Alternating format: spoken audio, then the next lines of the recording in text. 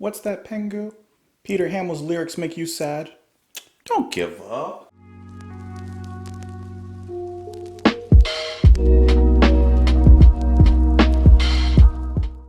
What's up, guys? Welcome back to the channel. My name is Justin, and welcome to the album review of Graaf Generator's album H to He, Who Am the Only One, their third studio album, which was released in 1970. Of course, with most of the album reviews, you are more than welcome to go back and listen to my first reaction to each of the songs off of this album. And you know what? Some opinions have changed a little bit. The album is probably one of the most haunting albums and most emotionally soul-bearing albums that I've heard, not only in doing the channel, but just in general, and just in the musical output that I've heard so far. It explores themes of loss, loneliness, isolation, pain, but it does so in a not cheesy way at all. It actually does it with a lot of tender compassion, a lot of care, and a lot of delicacy. That's not the way I meant to use that word. Like, it's delicate. Definitely one of prog's darkest offerings that I've heard thus far, and this is the first Graaf Generator album that I've heard, even though at this moment I have heard Pawn Hearts, but we'll talk about that another time. This album is like a black hole that sucks you in with its ominous musical delivery and its symphonic trepidation. It's quite a journey, and not necessarily a bright and happy one, but it's most interesting journey nonetheless. And as mentioned, these themes that the songs explore come across with a lot of tender care, like I mentioned, but they wouldn't do so as easily as they do without the musicianship behind it. And of course, Peter Hamill's emphatic delivery in each of these songs is something to be looked forward to, something to be amazed at. And there's a distinct sense of dread that lurks in the shadows and of the corners of this album. The album opens up with its song Killer, which is actually a really exciting opening. It has killer sax riffs, killer guitar and bass riffs, killer organ riffs. It's just as memorable as it is wicked in all the delivery of the music. It's harsh, but it's fun. It's a little reminiscent of King Crimson's In the Court of the Crimson King. Here we have Hamill's pronounced and biting delivery as he speaks about this shark who is alone in the ocean, and he is just a straight killer. The acoustic guitar in the second verse is a very nice touch as the song builds up and continues its movements. I really like this section where Hamill's screaming out, "Fishes can't fly, fishes can't fly." It's a nice hair-raising delivery that shows you that this album is going to be really exciting. And the sense of aggression really matches the lyrics as well. It's just a fantastic entry into the album. It's a fantastic opener, definitely gets you in the seats, but the rest of the songs make you stay for the show. The tones immediately shift from a killer shark underwater in isolation and alone to a man alone in a house, or perhaps more so in his own mind. With House with No Doors, this is probably the most depressing, somber, and sad occasion on the album, with a very heartbreaking performance by Hamill. It is as beautiful as it is filled with sadness. The drums and the bass are fulfilled in this song with beautiful movements that actually add a lot to the power of the songs. And sometimes with piano-led ballads, they can come across a little cheesy, power balladish if you add in all the extra instruments. But here, especially with the drum work by Guy Evans, who is just a force to be reckoned with in the band, it actually comes across excellently and flawlessly executed. There's a solo by David Jackson on the flutes that is purposeful, deliberate. It perfectly captures all the emotions that are brought up in this song. It is easily my favorite song on the album, especially with that outcry from Peter at the end. It is hair-raising. It gives me goosebumps when I listen to it. That's how you know it strikes the heart. The following song, Emperor in His War Room, is a little bit more of a prog epic in a shorter capacity. It opens with beautiful swirling sounds of organ, bass, and flutes. The movements of the song are once again kind of reminiscent of Court of the Crimson King. There's mystery and space built up in the verse before it builds up and erupts into a very impactful chorus. Peter pronounces curses upon this evil dictator in the story, and his delivery and performance matches it perfectly as well. Once again, we have Guy Evans exploring the drum set and exploring the timpani and just exploring percussion as a whole, driving this song. It has a remarkable breakdown section in which it also features a guitar solo by none other than Robert Fripp. Another King Crimson connection.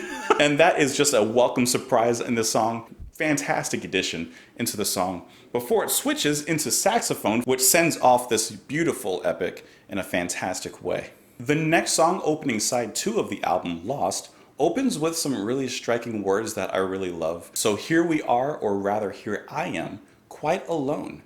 I think that those words set up the perfect tone for this song, Lost, in which you can easily get lost in the exploration of music going on here. It explores more themes of love lost and regrets and time unspent between two people. It's a great example of building dissonance into melody. The blissful organs and sax just cry out beautifully. It has some of David's sweetest sax moments as well. And we get a mini breakdown leading into a soulful verse, leading into an emotional march that leads into like a desert-like passage with very dry music going on. Eastern sax and organ tones fill the room beautifully. It's a very jazz-inspired section as well, that's good for me.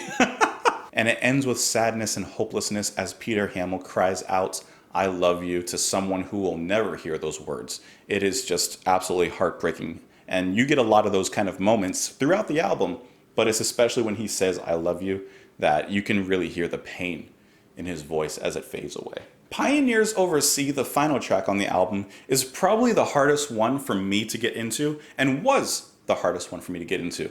But can I tell you, the story of these astronauts who have exceeded the speed of light and ended up it's quite a tragedy. It's a really unique sci-fi story. This story and the way that it's carried across, it may not be my favorite song on the album, but it's one that has a lot of character, a ton of thought and construction in it, and it's actually really enjoyable to listen to. Hugh Banton does an excellent job on the organ on this one, with some light percussion building up around the intro before the bass comes up and sets a really nice rhythm that the rest of the band are going to jump in on. It's prog mixed with a dark sense of theatricality, and I really like that because of how narrative driven this song is. That's perfectly captured in here. There's several moods and movements that are displayed here, and they transition all really remarkably, I would say.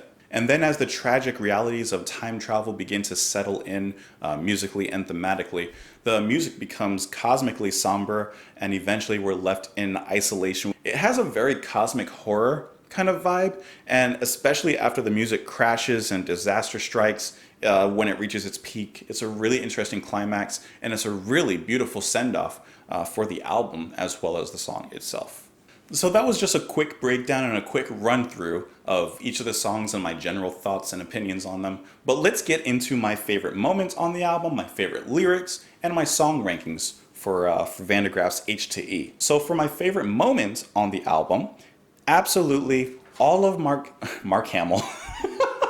I have Mark Hamill, Joker, Skywalker on my mind. Sorry, wrong Hamill. My favorite moment on the album is really all of Hamill's vocal delivery in House of No Door. I think the pain that he expresses is incredibly captured. I think that it is just a song that kind of blows my mind. It was the first song that I heard on this album, which led me to wanting to listen to the rest of the album. And it's depressing, it's sad, it's not like the most hopeful thing, but it's remarkably human. I find that the psychology that Hamill's able to display is very relatable, of course to him, the writer, but I think to a lot of people in some capacity. But it's specifically on the ending vocal piece of the song that I feel like we get the most strikingly haunting passage and expressions from Hamill. My favorite lyrics on the album, this was actually probably the hardest lyrical breakdown that I've done on an album review thus far, because I actually really like all of the lyrics on this album. I think that maybe not everyone would, but all of them are right up my alley. I just love the emotional impact that each song carries. But, if I had to pick one, it would be once again from House with No Door. Specifically, the opening. There's a house with no door, I'm living there. At night it gets cold and the days are hard to bear inside. There's a house with no roof, so the rain creeps in, falling through my head as I try to think out time. I don't know you, you say you know me. That may be so. There's so much that I am unsure of. You call my name, but it sounds unreal. I forget how I feel. My body's rejecting the cure. I like the metaphor of using a house as representative of Peter's psyche, and how like there's no one living there, there's no door so no one can come in, no one's really invited, there's no roof so there's no protection, there's no shelter so rain creeps in. He's trying to think out time. Perhaps there's people calling to him from the outside, people trying to reach out to him in real life, but he says, I don't know you. They say they know him. They call his name, but it sounds unnatural. He says he forgets how it feels. His body's rejecting the cure. I think that perfectly captures isolation, which especially now, 2020, is something that many of us relate to in some capacity. And the way that he says that his body's rejecting the cure, he knows that he needs to be around people, and he knows that people are reaching out to him. He realizes it. But in his loneliness, in his depression, his body's rejecting the cure. His body and him are rejecting that outreach. It's just a really sad situation, and like I said, I think it's very relatable, and the way that it's written is just chef's kiss. My song rankings for the album, in case you couldn't tell the first song, it's House with No Door, followed by Emperor in His War Room, Lost, Killer, Pioneers Over Sea. So in the end, I actually really enjoyed this album, and it took a while for it all to grow on me. I'll admit that. Like, I didn't love every single song on first listen, second listen, third listen, but in continuing to listen to it and continuing to explore the themes and listen to it in different settings, it begins to strike. Now, to be fair, it's not an album that I would put on all the time. It's not a constant listening kind of album. It is a little bit dark, and I think that I like to explore those dark themes in certain times, in certain moments. It's not a repeated listening kind of album, but it's definitely one that you revisit every once in a while, and every single time you do revisit it, you're going to feel something new with it. Guys, I hope that you enjoyed the album review. Once again, you can look on in a playlist and you will see all of my first listens and first reactions to each of the songs on the album. I sincerely hope that you're having a fantastic day. You can join me on Twitter. You can join me in the comments down below. You can also support the channel on Patreon if you'd like, but you don't have to. If you've watched to this point and thus far, I hope that you enjoyed my company. I enjoyed yours, and I will talk to you tomorrow. Bye.